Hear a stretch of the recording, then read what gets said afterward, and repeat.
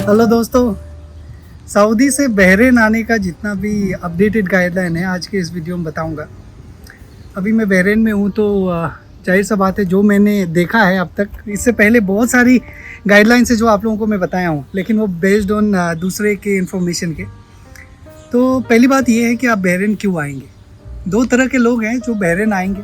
पहली बात तो ये जो रेसिडेंट है, जिनके पास इकामा है ना, इकामा वाले वो आ सकते हैं बहरीन कोई भी काम से, अपना ऑफिशियल काम से या फिर घूमने के लिए। और दूसरे तरह के ये होंगे जो फैमिली विजिट वीज़ा वाले होते हैं, जिनको अभी फ़िलहाल जो 3 महीने के बाद में एक्सटेंड नहीं होता है, तो उसे एक्सटेंड करने के लिए चाहिए कि वो कोई नियर बाई कंट्री में आके अपना वीज़ा को एग्जिट री एंट्री करे। तो वो एक दूसरा कैटेगरी वाले होंगे।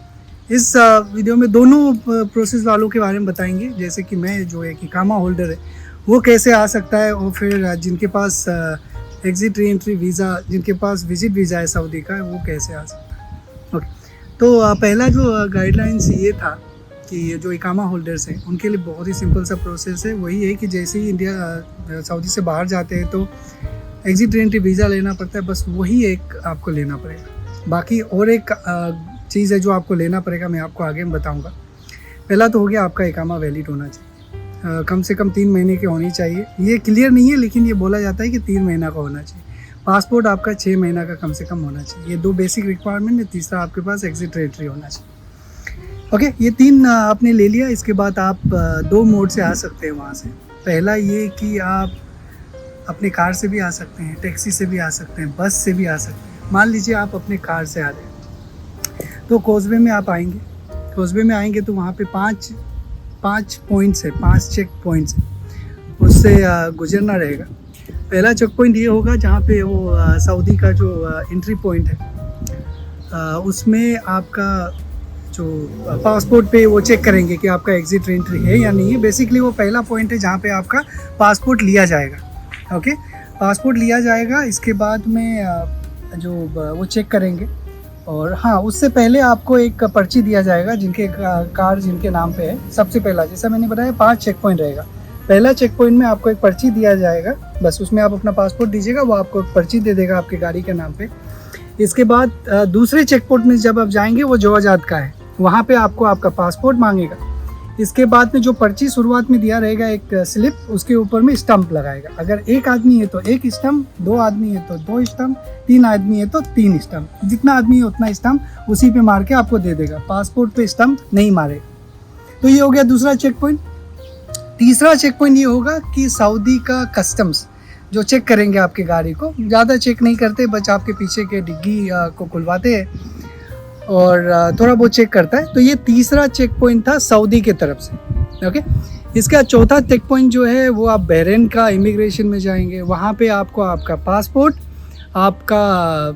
और ये आपका इकामा देना पड़ेगा उनको, वो चेक करेंगे। इसके बाद आपको जाना पड़ेगा। यहाँ पे कहीं पे भी जो रेसिडेंट है उनको फ़ीस नहीं देना पड़ा। ओके, मुझे तो फ़ीस देना नहीं पड़ा। और जो पर्ची उन्होंने दिया था वहाँ पे सऊदी इमिग्रेशन वालों ने, वो ले लेंगे वहाँ। तो ये था चौथा। और 5वां चेक पॉइंट, एक आखिरी चेक पॉइंट है बहरीन का कस्टम, वही जो चेक करेंगे आपकी गाड़ी को। और एक आखिरी चेक पॉइंट था शायद, जहाँ पे आप अगर अपने प्राइवेट गाड़ी से आएंगे तो आपके अगर बहरीन का इंश्योरेंस अगर आपने नहीं लिया है तो आपको वो इंश्योरेंस लेना पड़ेगा। वो लगभग 22 रियाल का है।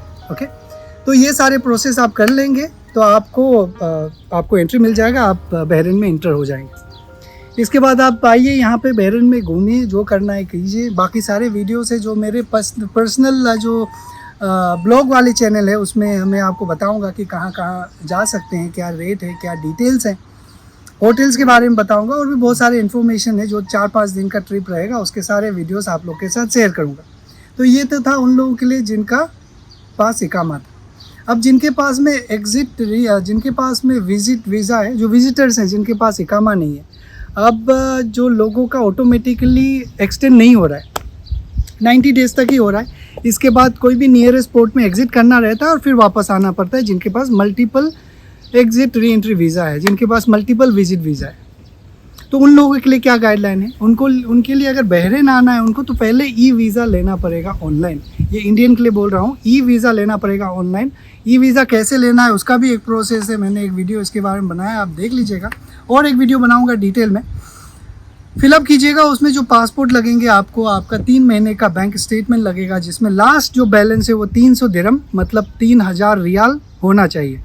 और बस यही सब डिटेल्स लगेंगे और आपको 1 महीने के 1 हफ्ते के अंदर में आपको बहरीन का एग्ज़िट जो वीज़ा है, री एंट्री वीज़ा जो विजिट वीज़ा बोलते हैं, वो आपको मिल जाएगा।